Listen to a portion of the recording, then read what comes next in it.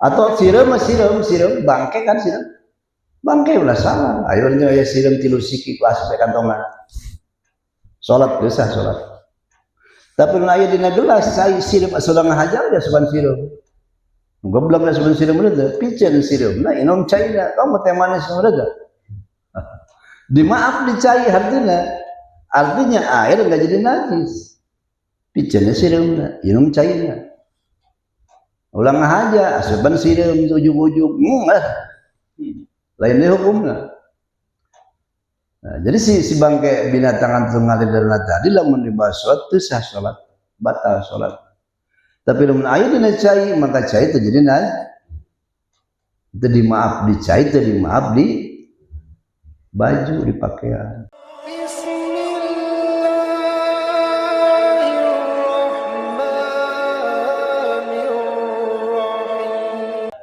Para ikhwan kita sehabis lebaran insyaallah kita buka kitab fikih syariat yang mana kaitannya dengan amal ibadah sehari-hari kita yang wajib yang fardu ain.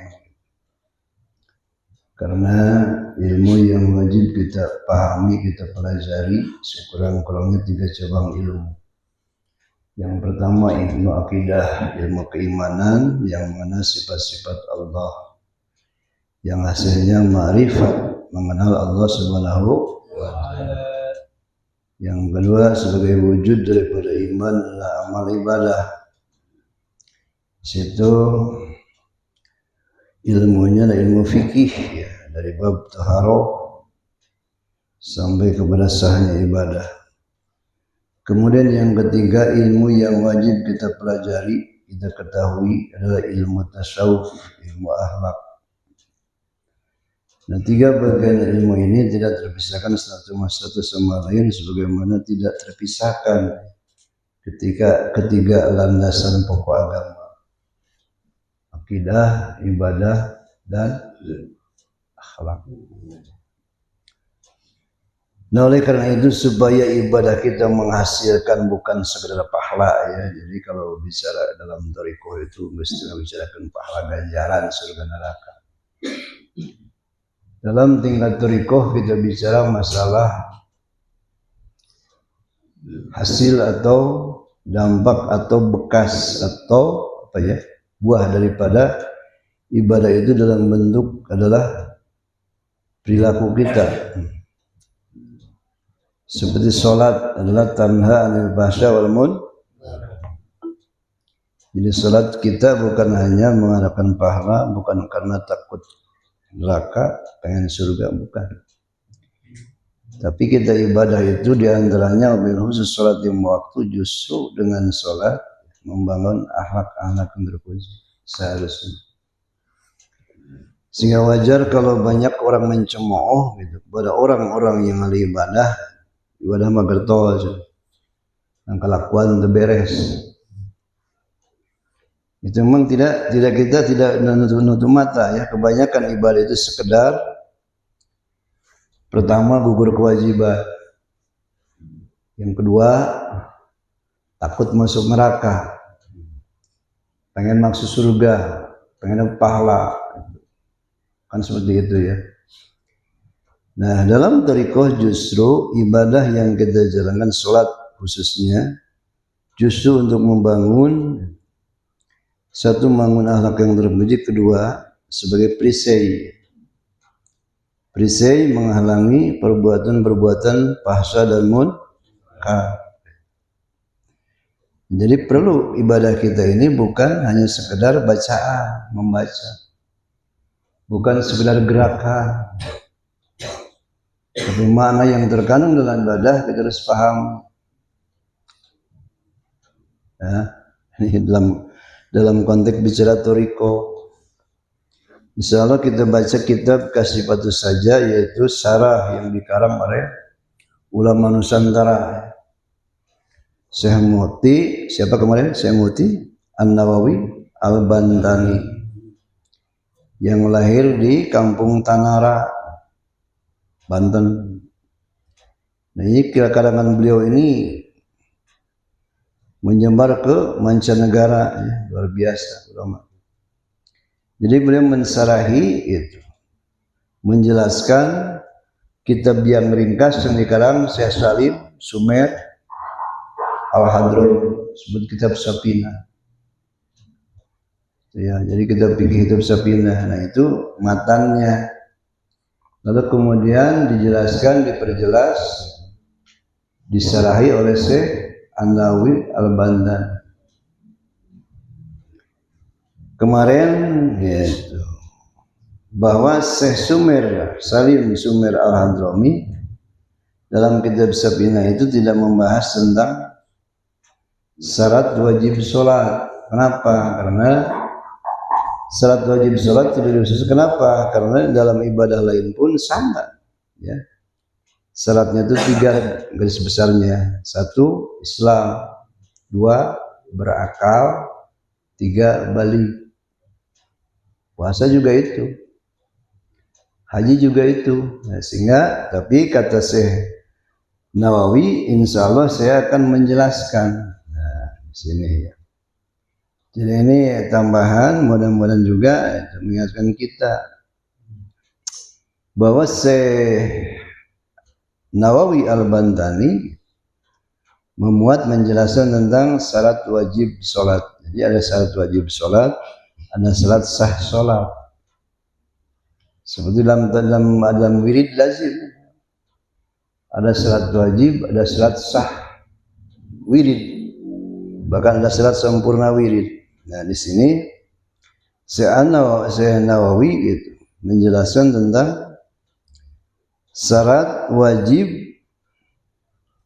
sholat, far'un. Bismillahirrahmanirrahim. Qala al-musannif rahimahullah al-Fatihah. Ya kana ya kana. Bismillahirrahmanirrahim. Far'un, ini cabang permasalahan. Tajibus sholatu ala manit dasafa bihadhi sifatis sid. Wajib salat bagi orang yang memiliki 6 sifat ini. Yang pertama, ahaduha islamun walau fima madho kamurtad. Syarat wajib salat itu yang pertama orang Islam, sekalipun Islamnya telah lalu masa lalu. Artinya keselang murtad dulu, mantap kehadinya murtad. Murtad itu mengeluarkan kita dari Islam. Jadi ketika masuk Islam ini kudu bersyahadat dari baik murtad ucapan maupun murtad perbuatan, ya, itu keluar daripada Islam. Nah, ini yang pertama, yang pertama, ya, yang wajib itu sholat itu orang Islam, sekalipun keislamannya tadi pada masa yang lalu yang telah lewat seperti orang murtad. Nah, kajian setahun, 2 tahun, 5 tahun murtadnya, begitu masuk Islam wajib ngodoa ibadah waktu bermurtad. Murtad 5 tahun keluar dari Islam. Begitu dia kembali ke Islam, maka yang 5 tahun itu masa murtadnya mesti dikod, itu wajib. Di sini wa amal murtadu, adapun orang yang murtad wajib, maka wajib alaihi baginya al-qada'u hatta zaman al-jununi duna zamanil haid wa nifas, sekalipun waktu bermurtad gelo hilang akal, tapi masa gelona itu perlu dikodok. Beratnya ngomong sholat kayaknya asik kalau dia ujubilah menjalik. Ini saking apa? Saking pentingnya sholat, ya. Kecuali duna zamanil haid wa nifas. Nah, kalau ini untuk dikodoknya orang haid dan nifas, perempuan. Haid mah tekudu ngodua nifas. Wasaniha yang kedua bulu, yaitu balik. Jadi nyampe usia balik itu lemah perempuan bisana au bil ikhtilam. Jadi umur 9 tahun atau belum umur sekian tapi geus mimpi basah, atau si perempuan ini kada umur 9 udah haid, maka itu sampai usia balik, artinya wajib menjalankan perintah salat. Fala yajibu qada'a ala sabiyyi badal budu. Ngan teu kudu ngodoan budak balik di keduaan ke rumah seuleut sememe balik. Balik sebertahun dari 9 tahun. Nah sebelum 9 tahun kan sebelum itu belum balik. Nah itu betul di keduaan. Lakin yan dabulahu idza balagu qada'a, akan tetapi sunnah baginya mengkodok ketika balik ma fatahu, apa yang tertinggal atau luput pada dirinya pada masa tamyiz sampai baliknya. Jadi tamyiz itu kesidang sebahasa orang kesemadi sorangan, cebok sorangan tamyiz, tapi belum balik. Balik itu ketika usia lawan perempuan 9 tahun, laki-laki 15 tahun, atau belum sampai umur itu, laki-laki sudah mimpi basah, perempuan sudah haid, itu sudah namanya balik. Fa innahu yahrumu wa la ya'taqida, maka sesungguhnya haram hukumnya mengqada dan tidak sah bagi anak yang belum tamyiz. Belum tamyiz, jan tamyiz jan hidang kudu qadaan bahkan sah. Khilafan wasaniha yang ketiga aklun, yaitu berakal.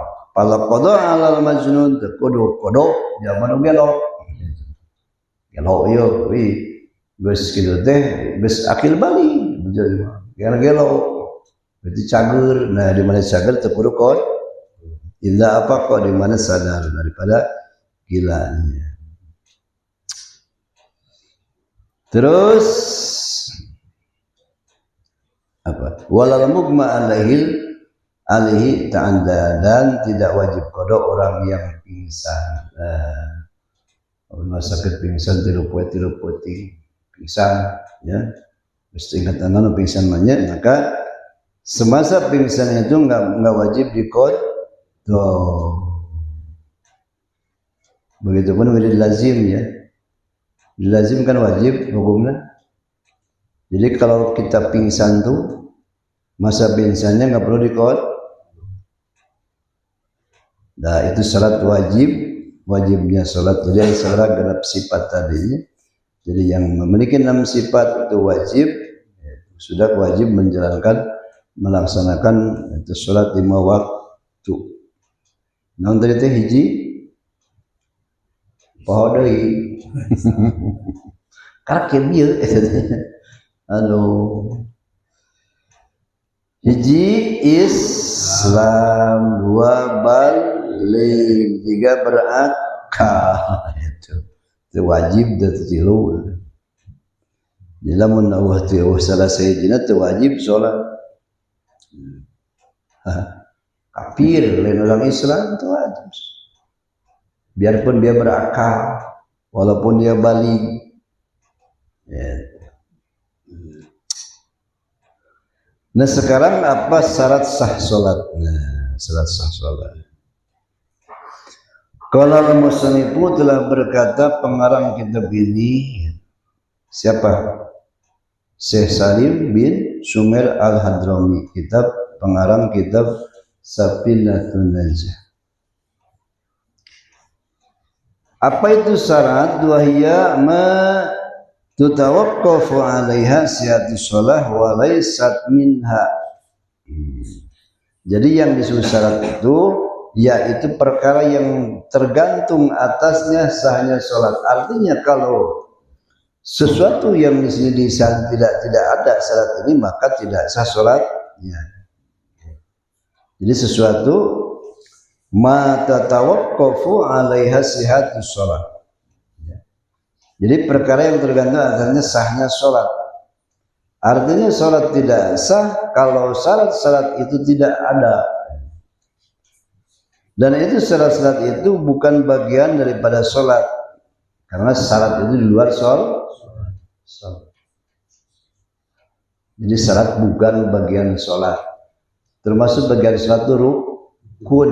Nah, rukun termasuk di dalam sholat. Kalau syarat sah itu di luar sholat. Al-awalu yang pertama taharatul hadasain. Nah, yang pertama syarat sah sholat itu suci dari dua hadas. Satu hadas kecil, dua hadas besar. Untuk mensucikan hadas kecil dengan berwudu, menghilangkan hadas besar dengan mandi.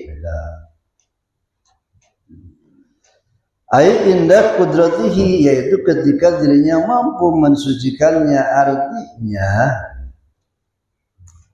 pas rek mandi itu cai eueuh, bes itu tayamum ge eueuh, debuna eueuh, berarti tidak mampu untuk wajib salat tadi itu. Pantau wudu, pantau tayamum.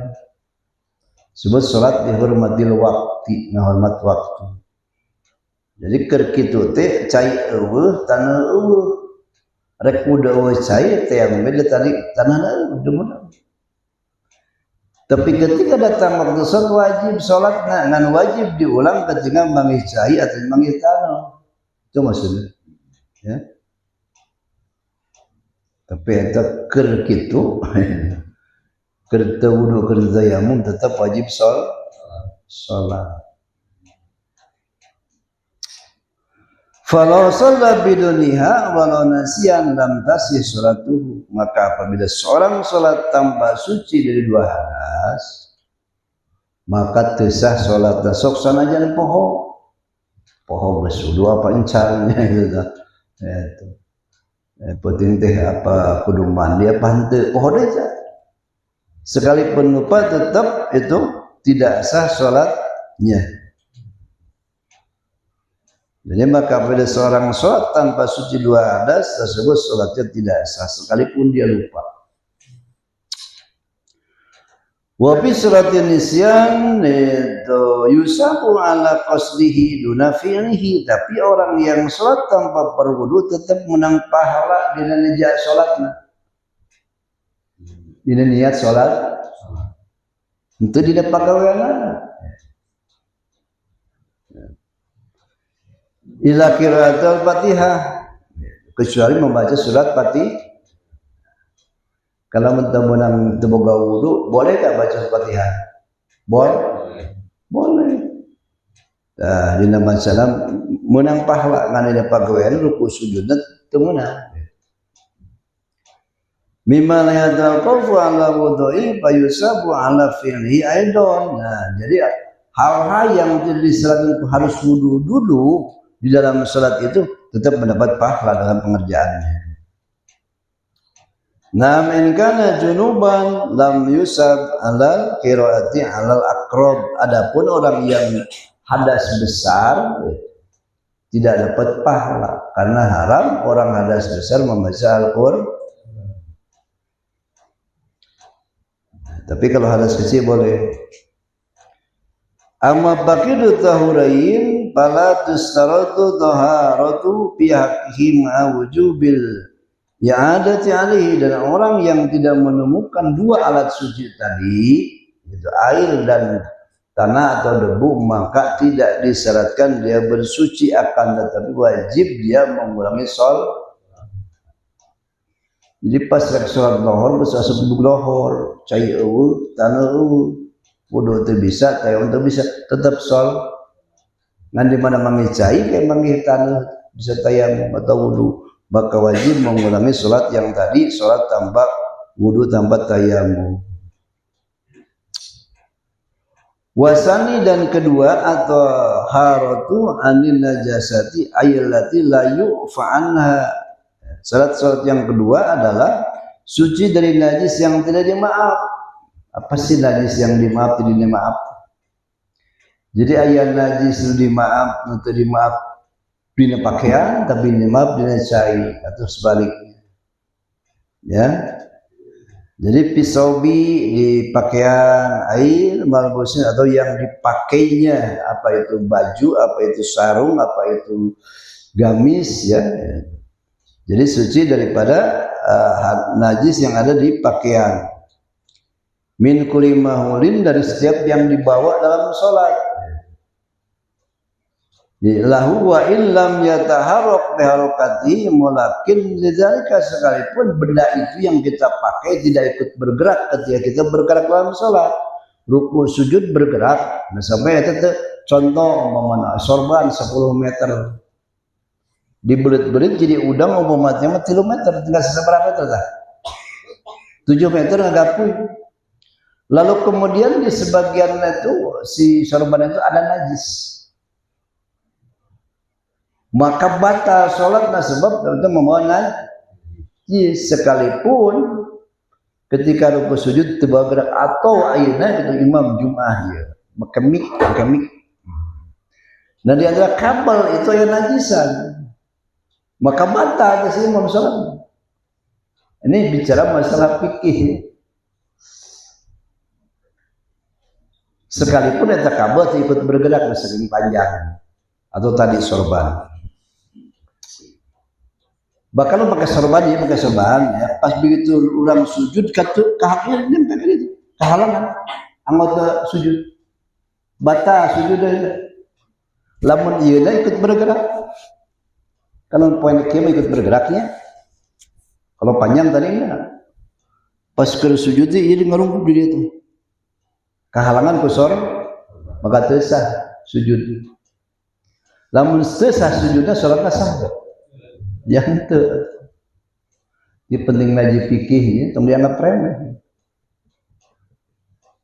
Jadi ibadah lahirna orang beres, batinna ku tarekatnya kitu kan kudu beres.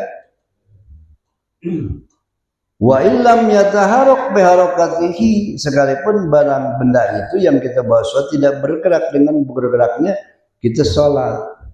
Ruku sujud kan bergerak. Karena hanya kalau itu seruan panjang tadi 7 meter dari gitu nggak ka bawa gerak itu yang najisan, maka teu sah salat. Nah, begitupun bagi imam yang pakai mik gitu. Pakai mik pan katanya namanya. Maka jika kabel tadi di ujungnya teh aya pokoknya di antara itu kabel entah ujungnya entah berapa jarak dari kita ada apa najis kena najis, maka batal salat. Wal badani atau eta najis pada badan awak kurang gitu. Ayya samil lidakhilil anfihi aw famihi aw ainihi, baik anu di jero irung tan najisnya, baik anu di mulut gusi-gusi urang teh berdarah najis, atau di ujung mata ya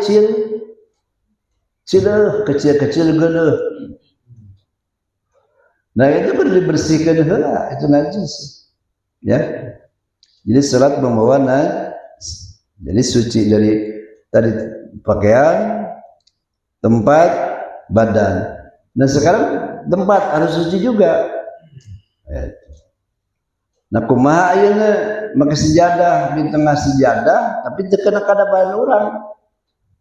Aya tai berita, aya najis bukan sah teu? Sah teu kena badan urang. Lamun kena badan, kena pakaian bisa eta najis digunakeun salat na sejadah tetep batal. Ayaan tapi teu kena kitu kakolongan. Baik teu kena kana awak urang maupun teu kena kana pakaian urang. Sah. Ya.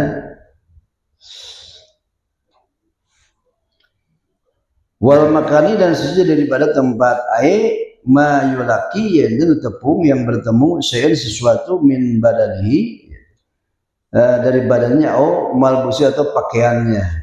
Jadi si najis bersuci dina najis di tempat sholat urang anu saeta najis teu kena kana badan atau pakaian, maka boleh tentu batal. Tapi lamun kena kana badan atau kana pakaian urang eta najis maka batal. Nah di sini wa alam ketahuilah anna najis sesungguhnya najis itu ala arbaati aksamin, kebagi 4 bagian. Kismun la yu'fa, satu bagian la yu'fa tidak dimaaf anhu pisabi. Kalau ada najis itu di dalam pakaian, itu dimaaf, tetap jadi najis. wal ma'inya kedudai demikian juga dalam najis itu di air wa huwa ma'rufun, dan itu sudah diketahui. Kita geus naonnya geus arapal lah artinya gitu. Seperti ya darah di pakaian maupun di badan atau di air, maka itu tetap jadi najis. Di sini tadi apa? La yu'fa, tidak dimaaf, anhu itu najis, pisobi di pakaian, wal maidan di air. Jadi lamun air pakaian tesa dipakai sholat lamun keduri itu najis, airnya cai. Nah, ini seperti darah, maka najis berupa darah ya, tidak dimaaf baik pada pakaian maupun pada air. Wa qismun yu'fa anhu fihima.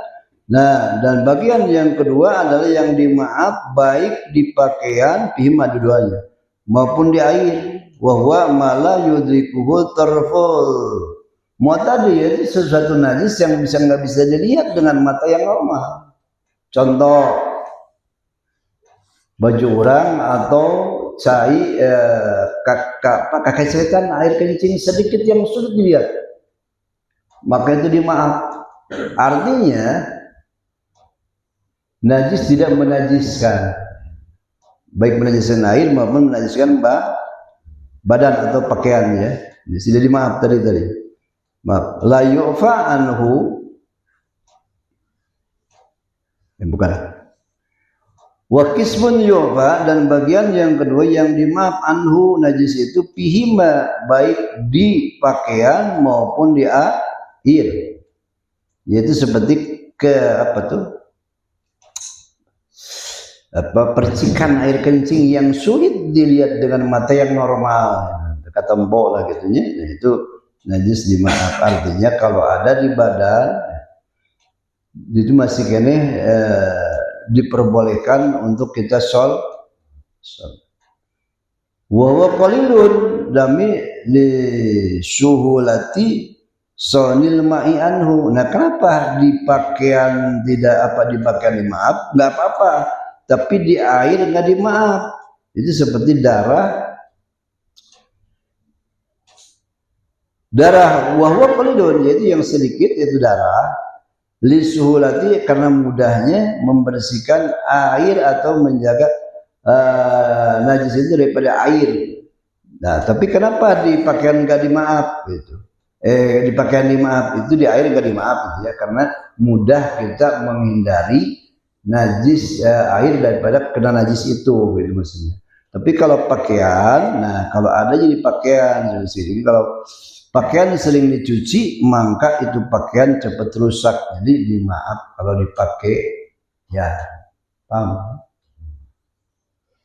Liurnya itu. Namanya perlu liur. Wa min hadzal qismi asara istinja'i fayubanahu bil badani wasabi, yang sama dengan yang hukumnya tadi adalah najis yang dimaaf baik di pakaian maupun di badan ya. Tapi tidak dimaaf di air anu bil badani wasabi, ya. Dimaaf di badan nasab, yaitu najis bekas ya. Gini. Tapi insya Allah ada orang menyak asal yang jauh istinja lain ku cai tapi ku batu. Dalam pikir diatur kan. Jadi isinya itu pertama dengan 3 batu atau batu 1 dengan 3 juru itu ya. Nah, sebersih-bersihna ku batu pasti yang bekas. Nah, ceritanya orang teh pipis istinya ku batu misalnya 3 kali oge, maka eta najis, sisa bekas najis tadi andaikan ya. Ini dipikir nih. Hatta law salamin wa arafun, sehingga mengalir dari keringat lalu kemudian si keringatnya ngakenaan karena aja kan, karena sempat keluar najis, lalu kemudian si keringatnya ampel karena sana urang anu bertepatan arahna kadinya, maka terjadi najis. Kecuali lamun eta keringat nuliwat ngaliwatan eta rangkana cai, maka cai jadi dimaaf di badan, di pakaian, tapi tidak dimaaf di air, itu artinya gitu ya. Tapi insya Allah ada orang banyak asalnya can pernah gitu bersuci pakai bat. Sebelum subur kucai. Tapi satu saat mungkin kan kita alami. Tapi kalau sudah tahu hukumnya, itu bingung gitu. Jadi hatta law salat, dan sehingga kalau mengalir minhu, nah si keringat tadi ataupun keringat subuh dan jenengan minal mahal dekat tempat yaitu lewatnya itu atampi dirinya yang berhadapan dengan apa ya sinya ya. Jadi bicara laki-laki lah ya. Jadi si penis itu kan ngeluarin itu, nah, lalu kemudian berkeringat. Nah keringat itu ragam karena salana bertepatan berkenaan dengan itu. Maka itu terjadi hartinan dengan batalkan karena sholat. Wa qismun yu'fa anhu fil ma'i duna saubina. Terus bagian yang ketiga dimaaf itu najis anhu fil di air, tapi tidak dimaaf di pakaian. Wahwal maitatul lati ladam malaha sailun, yaitu ada bangke yang mana bangkai binatang itu kalau disembelih nggak menggunakan dalam nggak mengalir seperti nawan dalamnya itu ngalir lamun dipotong teh mah si binatang teh mangka eta mah dipakaian jadina henteu sah lamun mau eta urang ngantongan naon jucung keluar eta tuh jucung keluar darah tuh henteu di kantongan urang teu sah salat batal. Atau siram bangke kan siram bangke ulah salah ayo aya siram 3 siki ku aspek kantongan salat geus sah salat. Tapi mun aya dina gelas sai siram sudah ngahajar ya suban siram goblok da suban siram urang piceun siram nah inom cairna kamu teh manis urang dimaaf dicai artinya air enggak jadi najis piceun siram inom cairna ulang aja asupan siram ujug-ujug lain deh hukumnya. Nah, jadi si bangkai binatang itu ngalir dari tadi lamun dibahas sholat itu sah sholat batal sholat. Tapi lamun air dina cai maka cai itu jadi itu dimaaf di cai itu dimaaf di baju di pakaian gitu maksudnya. Bisi rek iseng-iseng isuk bageto sholat ngantongan cak-cak bae. Itu sah ada sholat dan batal sholat. Jelasnya. Nah di sini kalau komli seperti kutu. Hatta law hamila fi sholati batalat, sehingga lamun dibawa itu si kutu dina sholat maka batal sholat. Kadang mulai beta binatangnya piceun rek sholat. Umpama orang nggak sengaja ada binatang antep kan ke orang teh batal sholat.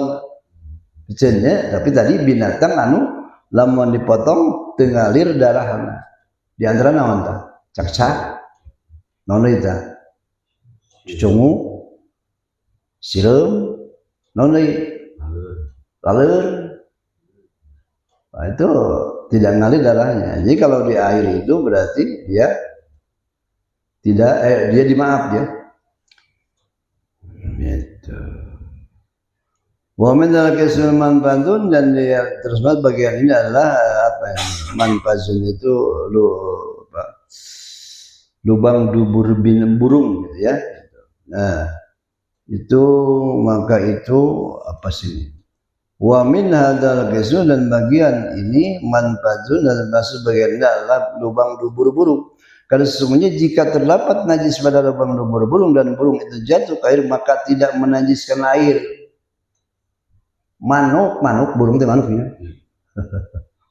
Burung teh manuk ragrag ka cai. Lalu si cai itu terubah bau rasa jeung rupana teu, maka teu dijadikeun najis.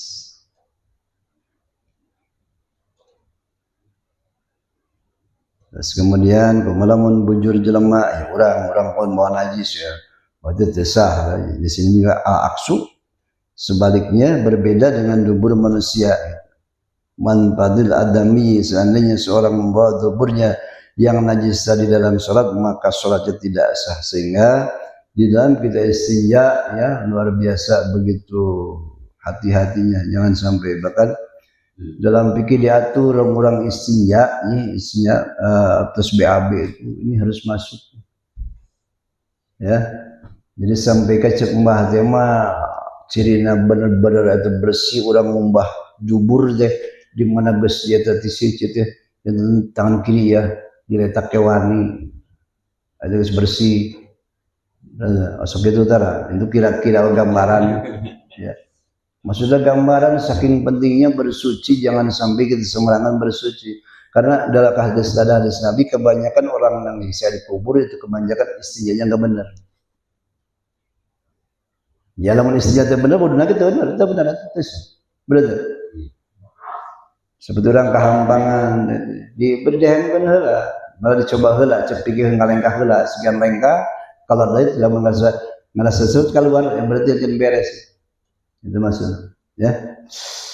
Wa min hadzal qismi yadman badan dari fa innahu idza kana alaihi najasatun wa qafil ma'i dah. Khatimatun qala Syihab Ramli dan berkata siapa Syihab Ramli bisari dalam sarah Mandumah Ibnul Iman wa tu'rafu qilatun wal kasirun bil anad. Adapun menentukan banyak dan sedikit najis itu syarat tidak membatasi. Ini tergantung adat kebiasaan. Lama adat kebiasaannya kurang loba, dan najisnya loba. Syaretik ya syaretik gitu maksudnya. Jadi kurang sedikit banyaknya najis dari syarat itu tidak itu mau dari syariat tidak memberi batasan. Payaqau itu telah tahu bihi ghaliban wa yu'sarul ikhtirazu anhu faqalilun. Maka najis yang terjadi berlumuran dengan najis tadi secara umum dan sulit menghindari daripadanya itu berarti najis itu dihukum najis yang sedikit. Wa mazala pakasiron, dan apabila lebih dari itu maka najis termasuk najis banyak.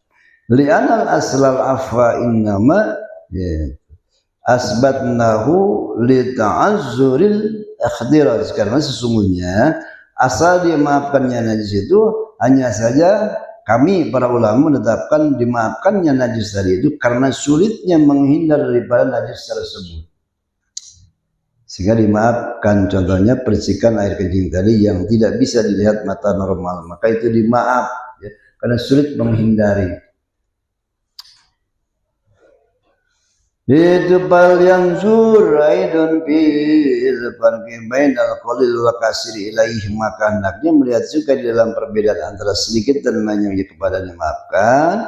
Wa qalilun wa qila kasirun ma balabu hadan yazaru linazri min gharita amuli wa amad. Adapun najis yang dikatakan banyak yaitu yang mudah dilihat ya, itu kudu dikurang di naonnya gitu, diimplang-implang itu najis apa lain. Nah, jadi nampak nyata, nah itulah disebut najis yang banyak.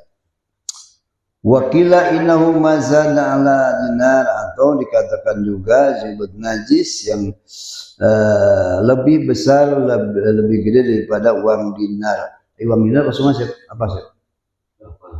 Siapa? Sana per uang dinar. Segede uang dinar gitu. Umum itu darah itu segede uang dinar, maka itu termasuk najis yang sedikit. Wasalisu suatu aurat. Nah, syarat yang ketiga yaitu sahnya suatu nutup aurat. Aurat laki di mana? Mereka mana? Baina surati rukbah antara buja yang tuur, artinya buja kudu katutupan, tuur kudu tutupan.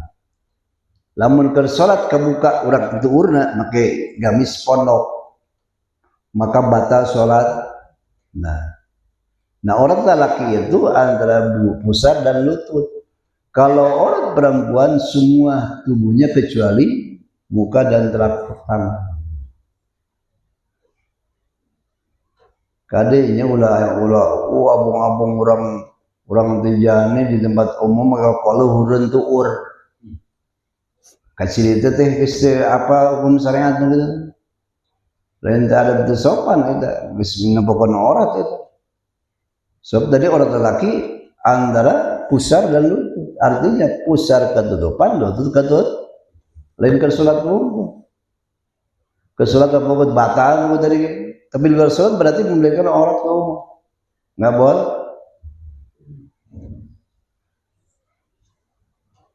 Wasalisu satu aurat yaitu bizirmin tohirin dengan benda yang suci. Nyari ku naon we, ku pakaian, ku baju, ku daun, eueuting ngan suci itu. Yamna'u ru'yata launil basar anu juga bisa yang mencegah bisa melihat warna kulit. Itu para itu. Jadi kulit itu hitam atau putih kelihatan dengan benda itu orang namanya. Ya, paham ya? Jadi yang mencegah yamna'u yang mencegah di sini ru'yata launil basar mencegah melihat warna kulit, laun basar pada kulit gitu. Bi alla ya'rifa bayadha sehingga tidak ketahuan kulit itu putih min nahwi atau sebangsanya sawadiha atau warna hitam. Nah, dengan tutup itu sehingga tidak terlihat kulit itu hitam apa putih, itu penutup aurat. Jarak sabar jauh itu bi majlisin takhatubi. Jadi jarak orang ngobrol berapa ini sih ngobrol? Kalau kata semeter ya, nah, pas semeter dekat temu pakai ada tutup, pakai ada benda, kain atau baju atau apa, sehingga warna kulitnya kelihatan hitam atau putih. Itu tertutup aurat. Liqadiri alaihi walau bi'arati bagi yang mampu untuk aurat, baik dia dengan meminjam baju orang lain, au ijaratin atau menyewa. Ini saking penting yang ditutup rek salat ya urang teh baju ya bersih kalotor. Nah minjem. Minjem tuh merek kudu nyewa. Ini mah jaga-jaga bisi satu saat gitu.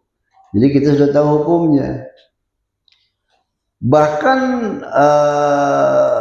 wa in sholat bi khalwati sekalipun sholat di tempat yang sepi, nggak ada orang lain yang melihat sendirian, sepi, atau di tempat yang gelap, julmihi poek, tetap harus menutup aurat.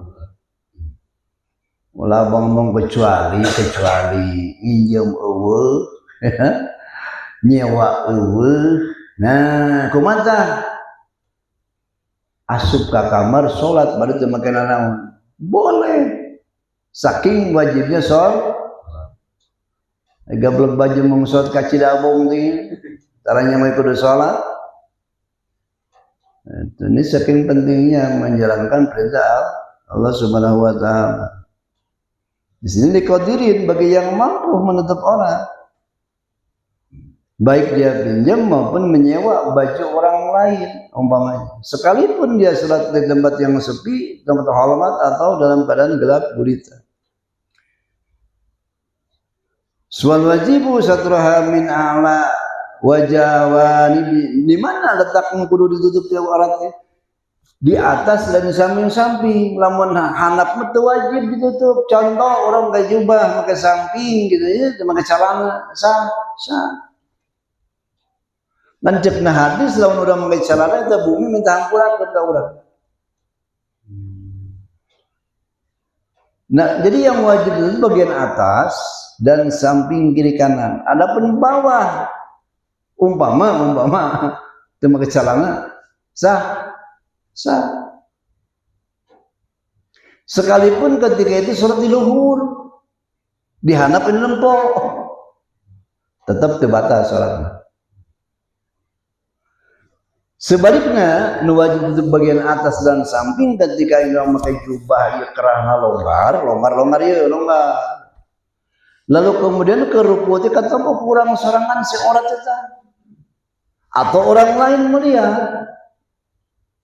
ya karena ininya lubangnya gede, longgar. Maka anak mantu saya pengen udah lari gede.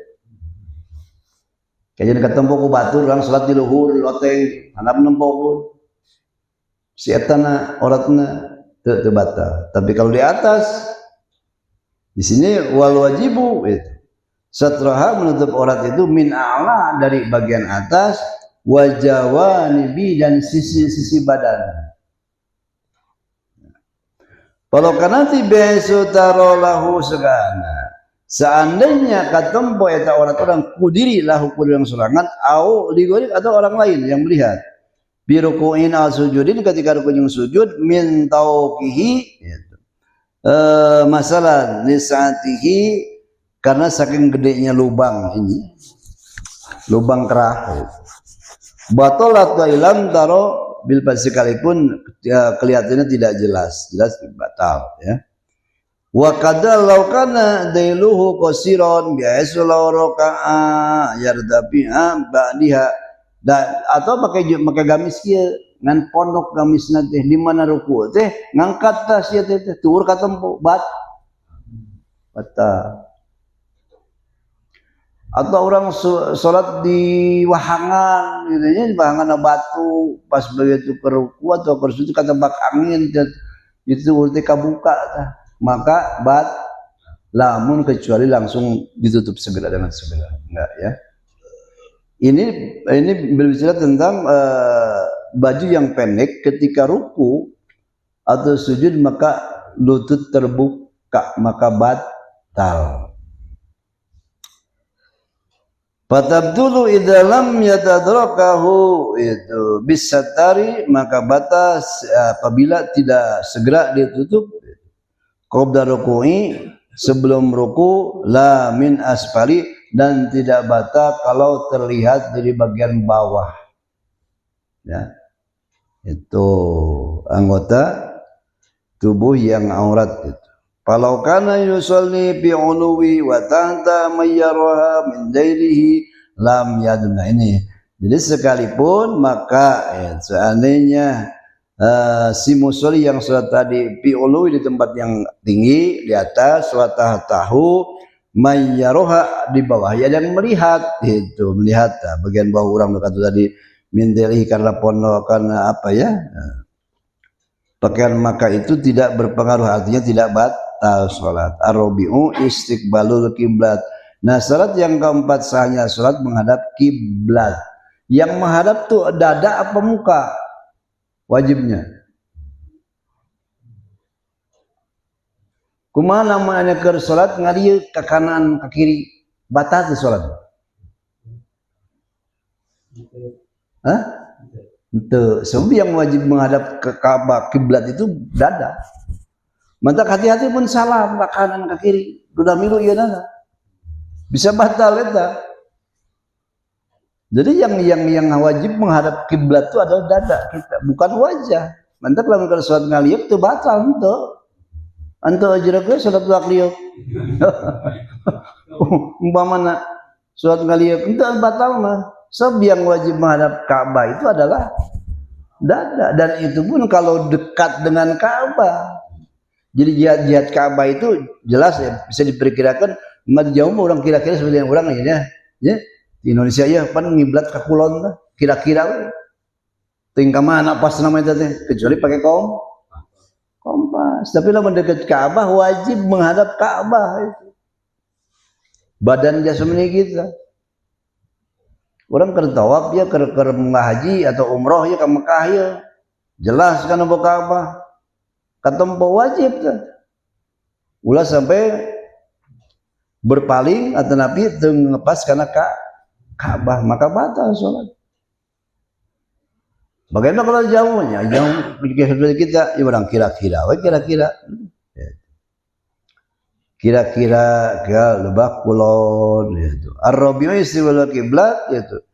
Li ainiha yakinan bil qurbi no, dekat ke Ka'bah. Wajon dan bil budi adapun orang-orang yang jauh dengan seperti kita Ka'bah itu jonan hanya kira-kira saja. La jihadiha ala sahihi wa dalika bisadri. Nah, di sini jadi tidak wajib mengarah kepada Ka'bah secara yakin menurut pendapat yang sahih. Demikian itu menghadap Ka'bah dengan dadanya bukan dengan wajah. Jadi dadanya wajib ta. Amma biruku'i wa sujudi ba'dhamal. Nah, adapun ketika sedang ruku dan sujud sebagian besar badan orang akan ke kiblat. Jangan kalau ruku sujud berarti bagian muka, bagian dada kerebungkuk kan. Jadi sebagian badan ke kiblat. Amma mujtaji'a fayajibu bil waji wa muqaddamil badan. Nah, adapun orang yang berbaring, salatnya berbaring yang ngigir ini menghadapkan wajah dan bagian depan badan seperti mayit ya. Sok ningalikeun nguburkeun mayit kan yang ngaler badana jeung mukana kakip. Begitu orang kalau sholatnya sholat umpamanya menangtung atau sholat wajib mah tetapnya lamun masih mampu bisa nangtung wajib nangtung teu menang diuk.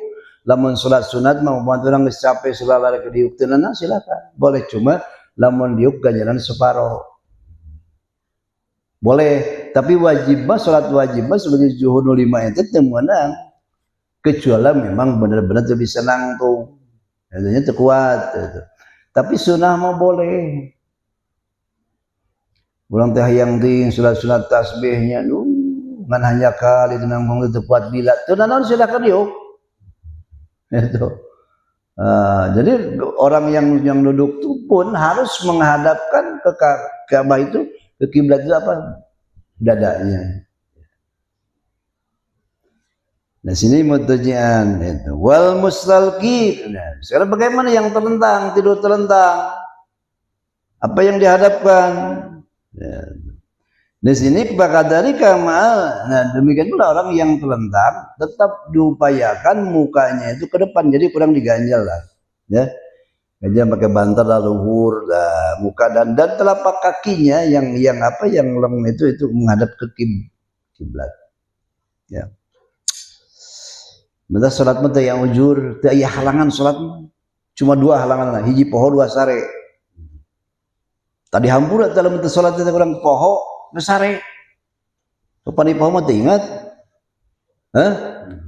Urang sare ieu geus lohor teh ieu urang teh sare. Tika udang-udang teh 4:30 berarti memeh lohor teh salat. Berarti salat lohor katinggalieun. Nah, begitu urang ngelilir tina sare wajib langsung semudu salat zuhur. Ulah asar heula ulah. Ya, namun gitu. Atau orang di tengah jalan sengaja meninggalkan salat sengaja, bukan karena lupa, sengaja, maka wajib ngodoan ti heula eta. Ya. Tapi lamun sengaja karena yang uzur, nah yang uzur orang tidak kumanya. Pokoknya yang uzur lah gitu, ya halangan gitu. Terus salat teh boleh ngodoanna setelah salat yang waktu, mau salat zuhur, panggil asar, berarti sanggeus asar nggak apa-apa. Ya. Tapi ketika zuhurnya sengaja kita tinggalkan, tidak ada uzur, maka wajib mengkodok lebih dahulu zuhur dulu. Mengkodok dulu daripada salat asar. Dan di sini wal mustalqi, dan bagi orang salat yang terlentang demikian demikian juga ma'ah musahi beserta 2 pelukan lakukan dari telapak kakinya. Wajibu raf'u ra'sihi qalilan in amkana, dan wajib ya di sini mengangkat kepala sedikit kalau itu mungkin. Namun orang terlentang ya. Jadi angkat kepala itu hasilnya ganjal aja ke bantal dan luhur kan berarti iya wajah menghadap ke kiblat ya. Diangkat sih kalau memungkinkan. Wajuju tarku istiqbalil kiblati fil halatain, dan boleh sholat tanpa kita menghadap kiblat dengan 2 keadaan ya. Tanpa menghadap kiblat dalam 2 keadaan, dalam 2 kondisi, yaitu yang pertama al-ula fi sidatil khauf. Nah, sholat di peperangan kerperang sholat. Kerperang mah kudu sholat. Untuk kayak aya aturan tuh, sholat khauf gitu. Dibagi gitu teh, berjamaah sekian orang, keur ngarepan sekian orang. Beres salam gantian, kos gitu. Mungkin terjadi kan? Mungkin terjadi. Oh, kamu di Palestina, wow, perang terus. Salat tak gitu. Jadi boleh. Jadi lamun aya yang ngadep kiblat bisi budak urang itu teu ku musuh, teu kanyahoan. Maka boleh dinya yang ngadep wetan, berarti tidak menghadap ke kiblat. Di sini waya juzu gitu. Tarkul istiqbalil kiblat, boleh meninggalkan menghadap kiblat dalam keadaan satu ketika perang. Ya. kita berhadapan dengan musuh. Salat itu dah wajib itu. Keur kitu ge orang meperang henteu naon henteu teh salat. Ini saking pentingnya salat, Lur. Boleh atau kedua ketika orang di kendaraan dah dina salat sunat pas duha orang bisa duha ya jam 8 dina kendaraan salat duha yang hareup mana bae silakan dina naon. Ya, sesuai arah kendaraan orang kemana entah leok ngaler, ngetan, ngidul, teu ka kiblat. Gitu. Al-ula fi sidatil khawf fa idza tahamma. Jadi ketika perang berkecamuk itu. Paham ketika walam yatamakkanu min tarkihi bihalin likillatihim wa kasratil adu. Karena perang itu orang batur salatik musuh loba gitu kan. Maka boleh di situ kita salat tidak menghadap kiblat tapi menghadap musuh atau dibagi dua. Nah, sebagian salat orang dan sebagian yang lain nunggu tuangan orang yang harapan musuh. Itu kayak ayatnya aturan dina fikih eta dina aturan salat khauf.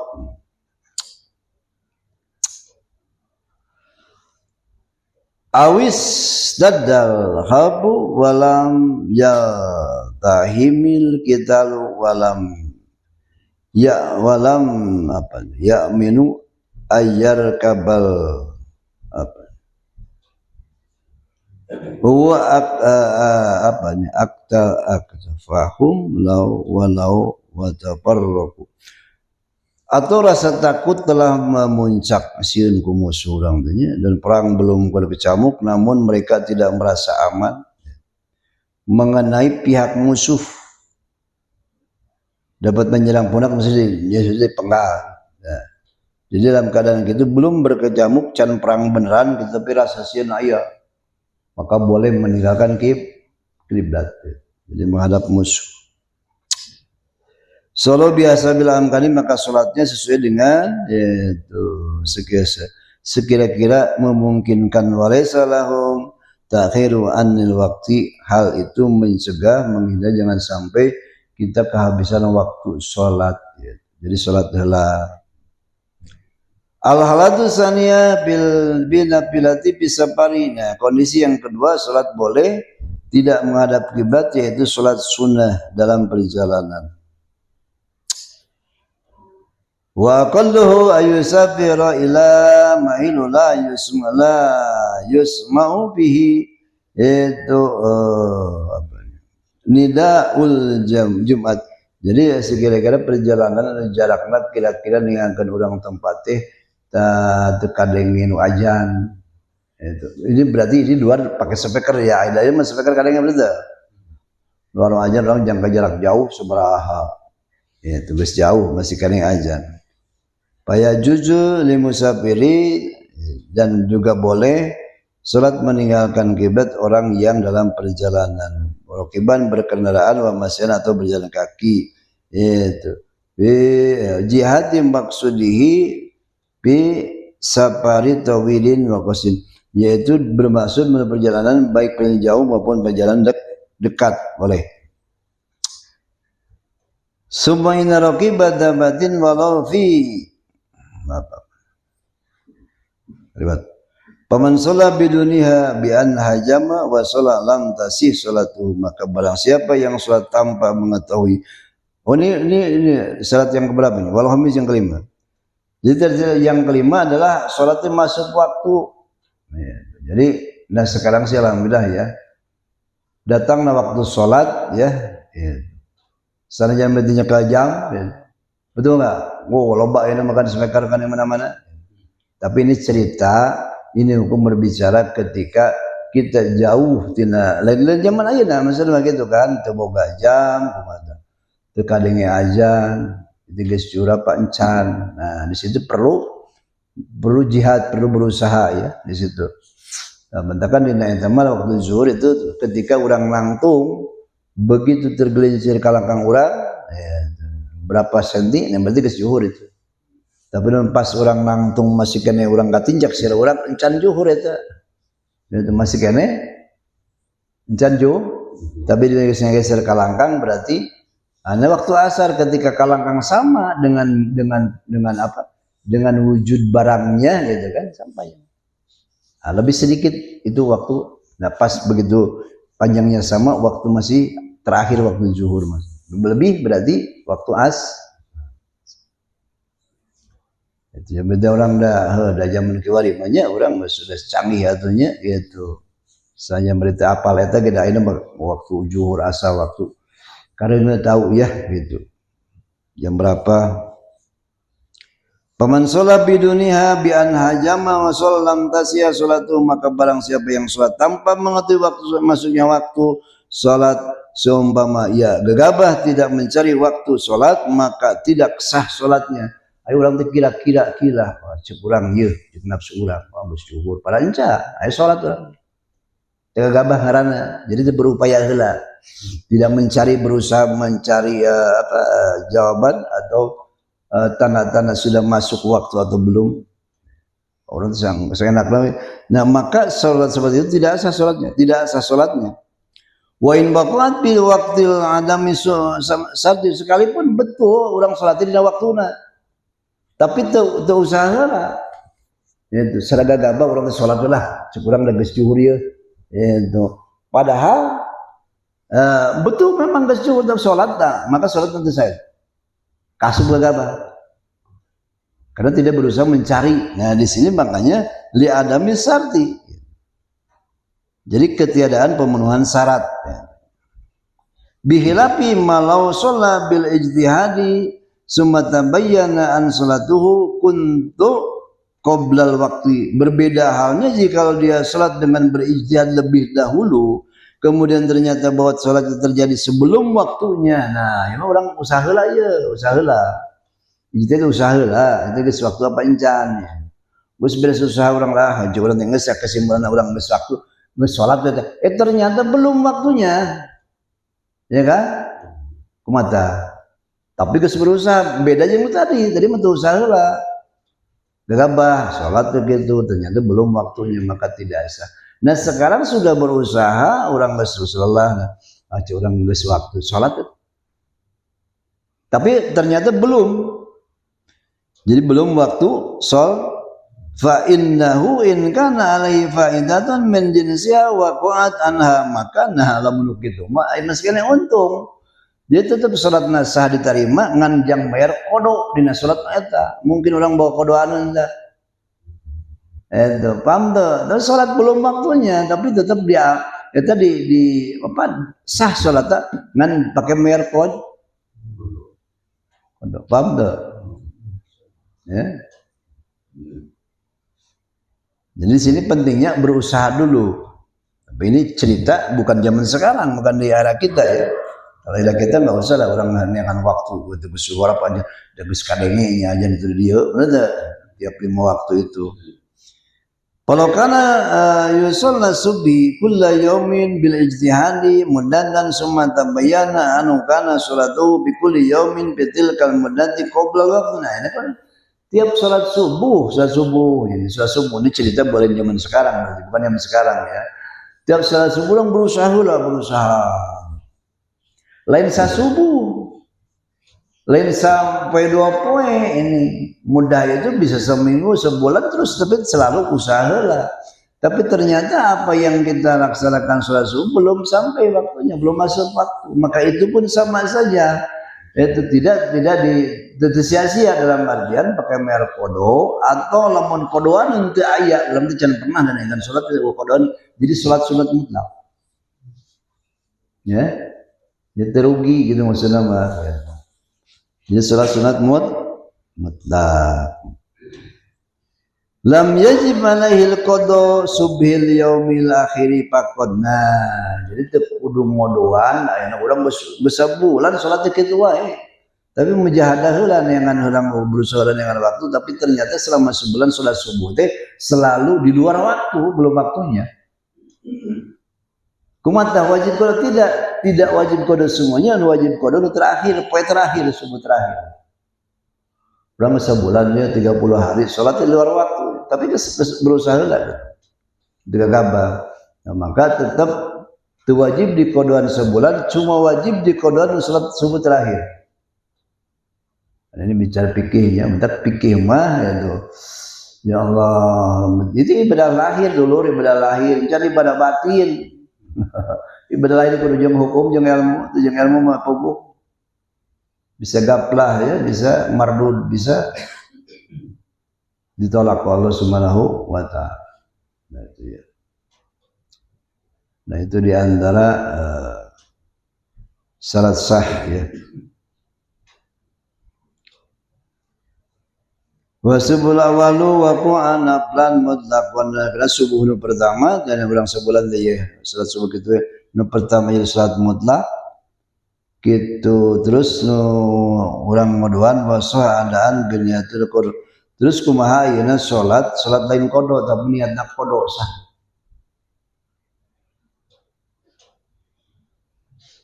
Sah tuh. Niat lain qada, kebalikan qada naon ada. Kodo teh mayar hutang.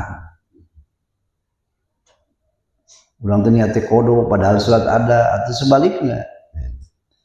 Jadi wasaha adaan bin niatil kodo wa aksu haisukana jahilan bil hal. Jadi sedangkan sah salat ada dengan niat kodo dan sebaliknya sekiranya pelaksanaan tidak mengetahui dengan kondisi perihal sudah waktu salat. Faladana itu khuruju waqtiha li ghaimi wa nahwi panawaha qada'a fatabayyana maqauna. Sekarang maka jikalau seorang menyangka telah keluar waktu salat karena mendung dan semacam lalu niat qada lalu ternyata masih ada waktu salat. Contoh Cukurang teh juhur apa geus asar, da poeknya itu menung teh ya cukurang teh geus asar ieu sigana. Berarti salat zuhur niatna qada kan da geus asar cukurang teh. Nah, maka salat itu niat itu sah, boleh. Nya urang geus salat tohor, tapi geus poek cukurang ieu geus asar sigana mah loro sekaliwat. Itu kan berarti qada berarti kan? Zuhur, salat qada, ternyata masih waktunya. Kan kuduna andaan lain qada, maka hukumnya sah saja karena itu bahasa. Jelas ya? Itu semacam lalu niat qada lalu ternyata masih ada waktu salat. Aldona baqaan atau sebaliknya orang nyangka waktu itu sebeak gitu. Atau ia menyangka waktu masih ada waktu, masih ada. Salat lalu dia niat, salat ada. Nah, padahal geus liwat. Teu nyaho geus asup asar, urang salat zuhur. Padahal geus asup asar waktuna, teu nyaho teh ya. Berarti niat salat apa? Salat apa tadi? Salat zuhur qada kan? Jadi urang teh geus liwat ya. Itu padahal encan. Jadi atau menyangka masih ada waktu, oh sudah waktu. Salat lalu ia niat salat ada, oh ya. Sebaliknya berarti cukup tidak seneng masukin ayat zuhur padahal geus asar. Niatna adaan maka sah saja. Ya. Kebalikan yang tadi. Listimali ahadihima bima'na akhari logatan karena menggunakan salah satu dari dua macam salat itu adaan dan qadaan dengan arti yang lainnya dari sisi bahasa. Pain kana liman amidan lam yasihu ditalam berbeda lam orang memang tahu ya dan sengaja melaksanakan itu maka itu tidak sah salatnya dianggap main-main. Yang keenam syarat sah salat al ilmu berdihatiha ay bi kauni salatil mafrudati pardon. Jadi syarat anu kasabaraka genep kita tahu ya keparduan salat bahwa salat lima itu waktu itu fardu hukumnya. Kade ulah salat fardu jadi kalau kan sunnah batal ya. Atau keparduan dalam salat ulang diniatkan sunnah. Contoh dina salat anu sabarahan rukun itu wajib itu. Ruku wajib itu. Sujud wajib itu. Lalu dalam hati seorang yang sunat maka batal sholat. Jadi yang wajib ditekankan diyakini itu sunnah. Jadi kita mengetahui yang fardu yang sunnah, makanya Rasulullah ya fardu, ayat amad, ayat hayat, ya. Sunat amad banget, ada hayat sunat ringan gitu. Ayat nu poho kudu sujud sah, wi ayat nu henteu nya teh sujud nu amad seperti tahiyat awal poho. Nanti poho tak ingat-ingat geus rek salam itu tahiyat awal maka dirinya kudu sujud sahwi sebab amad atanapi kunut. Imam Syafi'i as-sabi'u yang ketujuh ala ya pardon yaitu men perlu sunat tadi udah ya udah sampaikan fardu di sunnah. Nah syarat yang ke-8 ijtinabul mubtilat. Syarat sah satu ke-8 ngajauhan perkara ngabatalkeun mana seperti rukun anu pendek dijieun panjang. Jadi rukun teh anu panjang nu ponok seperti tidak sami Allah wa rabbana lakal hamdu lillah teh dia ulah seperti kali waktu sarojeng panjangna baca Fatihah batal. Berbeda kurang diselang ke doa kunut. Kali enggak doa kunut kan? Atau diuk antara dua sujud itu qasirah itu. Rukun yang pendek cukup rabbi firli warhamni wajburni ulah sampai ka lila qastahiyat gitu. Maka lamun sengaja dilakukan itu maka salatna batal. Nah, itulah para ikhwan sekalian ya.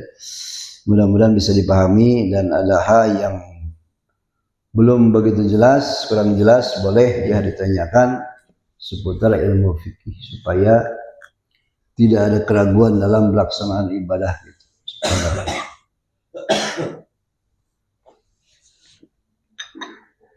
Silakan, ada yang mau bertanya khususnya kaitan dengan ilmu fikih.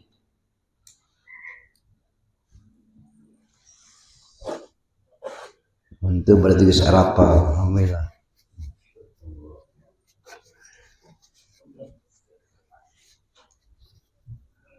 Terus ada tambahan lagi kalau kita sholat ya, Anda apakah kudu niat ngamum atau jadi imam?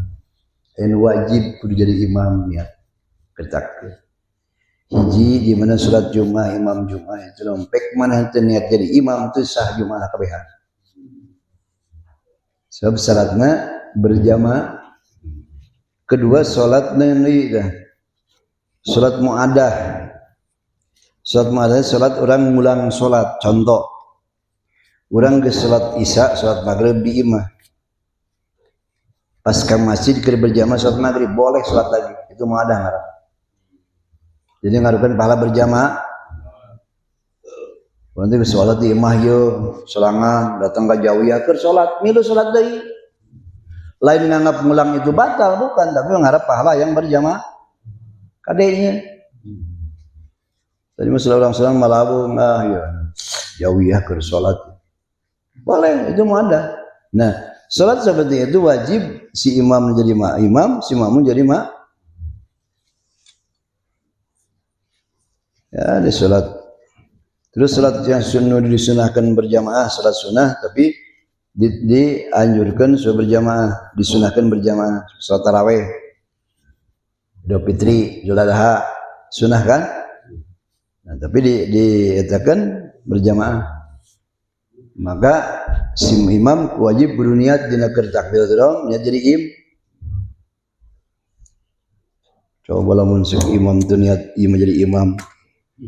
Batal kabeh teh salat Jumat. Nah begitu pun kita makmum wajib makmuman. Niat jadi itu diantara hal-hal mungkin terjadi ya. Tapi karena kita nggak paham sehingga yang merasa aman. Itu dalam imam ya. Jadi sholat yang ada itu mulainya sholat dan berarti nganggap sholat itu batal, tapi mengharapkan kita mendapatkan pahala berjamaah. Wajibah kan ya, kan sekali wajibnya wajibah. Besi mah wajibah ya, kalau jauh ya wajibah ada 3 kali sampai tenan naon 10 kali. Enggak apa-apa. Apalagi nulungan, aduh karunya euy tadi saya teh salat Jumaah wajibanna sorangan Abu Batur. Ieu wajib deui anak geus tadi. Boleh. Ya. Tapi lain berarti wajiban tadi batal. Nulungan ikhwan supaya si ikhwan ieu kaasup ngajalankeun ijtima atau berjamaah. Kenapa rek 3 kali 4 kali nya ya. Jika ada larangan silakan.